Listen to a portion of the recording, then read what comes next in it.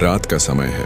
हिंद महासागर के बीचों बीच एक विशाल तेल टैंकर अंधेरे को चीरता हुआ आगे बढ़ रहा है। उसकी लाइट्स बंद हैं, उसका ट्रैकिंग सिस्टम बंद है। दुनिया की किसी भी आधिकारिक स्क्रीन पर उसकी मौजूदगी दिखाई नहीं दे रही। लेकिन सबसे हैरान करने वाली बात यह नहीं है। सबसे हैरान करने वाली बात यह है कि अंतर्राष्ट्रीय रिकॉर्ड्स के अनुसार यह जहाज कई साल पहले कबाड़ में काटा जा चुका है। कागजों पर यह मर चुका है, लेकिन समुद्र में यह अब भी जिंदा है। इन्हें एक नाम दिया गया है, ज़ॉम्बी शिप्स। ऐसे जहाज जो आधिकारिक रूप से अस्तित्व में नहीं है, लेकिन फिर भी दुनिया भर के समुद्री रास्तों पर घूम रहे हैं, और इनके पीछे छिपी कहानी अरबों डॉलर के तेल, अंतर्राष्ट्रीय प्रतिबंधों और एक ऐसे नेटवर्क की है जो पूरी दुनिया की निगाहों से बचकर काम करता है। दुनिया में हर जहाज की एक पहचान होती है, एक नाम, एक रजिस्ट्रेशन और एक स्थायी नंबर, जिसे IMO नंबर कहा जाता है।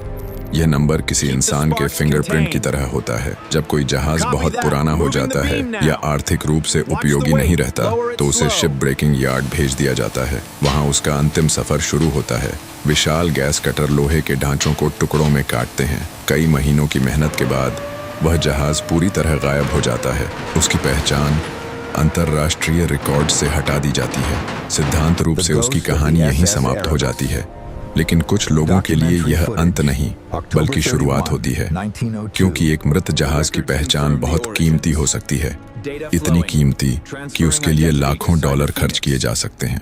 साल 2020 में कुछ समुद्री विश्लेषक नियमित रूप से जहाजों की गतिविधियों पर नजर रख रहे थे। उन्हें एक ऐसा तेल टैंकर दिखाई दिया जो एशियाई समुद्री मार्गों पर सक्रिय था। पहली नजर में सब कुछ सामान्य लग रहा था, लेकिन जब उन्होंने उसके रिकॉर्ड्स की जांच की तो एक अजीब बात सामने आई। जिस जहाज का नाम और पहचान स्क्रीन पर दिखाई दे रही थी, वह कई साल पहले स्क्रैप किया जा चुका था।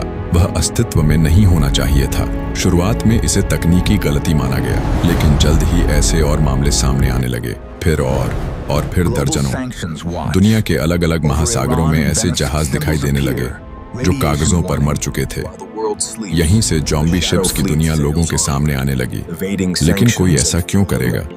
इस सवाल का जवाब हमें दुनिया की राजनीति और तेल के कारोबार में मिलता है।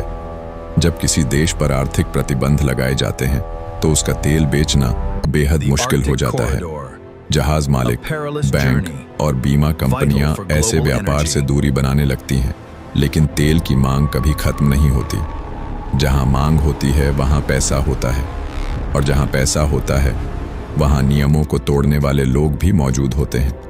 यहीं से शुरू होता है एक विशाल छाया नेटवर्क। एक ऐसा नेटवर्क जिसमें जहाज़ों की असली पहचान छुपाई जाती है, मालिकों के नाम बदले जाते हैं और पूरी कंपनियां सिर्फ कागजों पर बनाई जाती हैं। इस नेटवर्क का लक्ष्य सिर्फ एक होता है, तेल को उसकी असली पहचान छुपाकर दुनिया के बाजार तक पहुंचाना। इस काम के लिए मृत जहाज़ों की पहचान सबसे उपयोगी हथियार बन जाती है। अपराधी नेटवर्क ऐसे जहाज़ों को खोजते हैं जो वर्षों पहले खत्म हो चुके हों, फिर उनकी पहचान हासिल की जाती है। इसके बाद किसी सक्रिय जहाज को वही नाम और वही रिकॉर्ड दे दिए जाते हैं। अब समुद्र में चल रहा जहाज वास्तव में कोई और होता है, लेकिन दुनिया की स्क्रीन पर वह एक मृत जहाज के रूप में दिखाई देता है। यह पहचान की चोरी का सबसे बड़ा समुद्री संस्करण है, और यही वजह है कि इन्हें ज़ॉम्बी शिप कहा जाता है। लेकिन केवल पहचान बदलना ही काफी नहीं होता, इन जहाज़ों को गायब भी होना पड़ता है। आज लगभग हर बड़ा जहाज AIS नामक ट्रैकिंग सिस्टम का उपयोग करता है। यह लगातार अपनी स्थिति दुनिया भर के मॉनिटरिंग सिस्टम तक पहुंचाता रहता है, लेकिन ज़ॉम्बी शिप्स अक्सर इस सिस्टम को बंद कर देते हैं।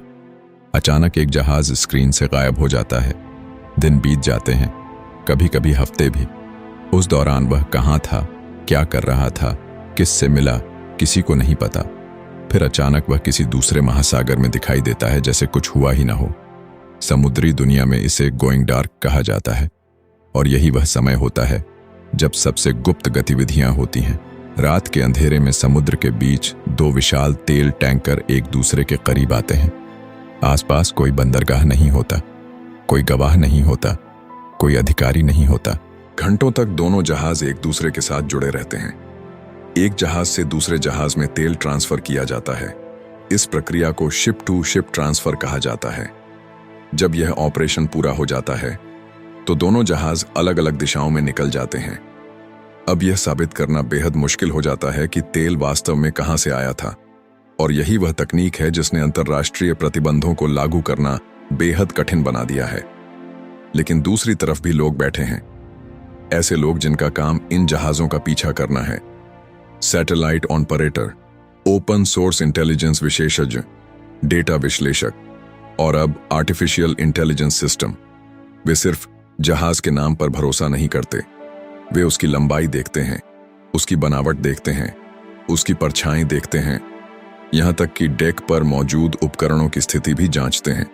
कई बार सैटेलाइट तस्वीरों ने साबित किया कि जिस जहाज ने खुद को एक मृत जहाज बताया था, वह वास्तव में पूरी तरह अलग जहाज था। झूठ कितना भी जटिल क्यों न हो, कहीं न कहीं उसका कोई निशान जरूर छूट जाता है। आज माना जाता है कि दुनिया के महासागरों में सैकड़ों ऐसे जहाज सक्रिय हो सकते हैं। इनके जरिए हर साल अरबों डॉलर का व्यापार होता है। कुछ जहाज इतने पुराने हैं कि वे चलते फिरते जोखिम बन चुके हैं। उनका रखरखाव संदिग्ध होता है, उनकी सुरक्षा व्यवस्था कमजोर होती है और कई बार उनका बीमा भी स्पष्ट नहीं होता। यदि ऐसा कोई जहाज दुर्घटनाग्रस्त हो जाए तो उसका परिणाम केवल आर्थिक नुकसान नहीं होगा, वह एक पर्यावरणीय आपदा बन सकता है। लाखों बैरल तेल समुद्र में फैल सकता है, समुद्री जीवन तबाह हो सकता है और जिम्मेदारी तय करना लगभग असंभव हो सकता है। समुद्र हमेशा से रहस्यों से भरा रहा है, लेकिन आज उसके सबसे बड़े रहस्य किसी पौराणिक राक्षस या खोए हुए खजाने से जुड़े नहीं हैं, वे इंसानों द्वारा बनाए गए हैं। ज़ॉम्बी शिप्स इस बात का प्रमाण है कि आधुनिक दुनिया में पहचान सिर्फ नाम की नहीं होती, और जब पहचान को हथियार बना लिया जाए तो एक मृत जहाज भी फिर से जिंदा हो सकता है। शायद इसी वक्त किसी महासागर में एक और जहाज बिना लाइट्स के आगे बढ़ रहा हो, उसका ट्रैकिंग सिस्टम बंद हो, उसकी असली पहचान छुपी हो और दुनिया के रिकॉर्ड्स में वह वर्षों पहले मर चुका हो, लेकिन समुद्र के अंधेरे में वह अब भी जिंदा है।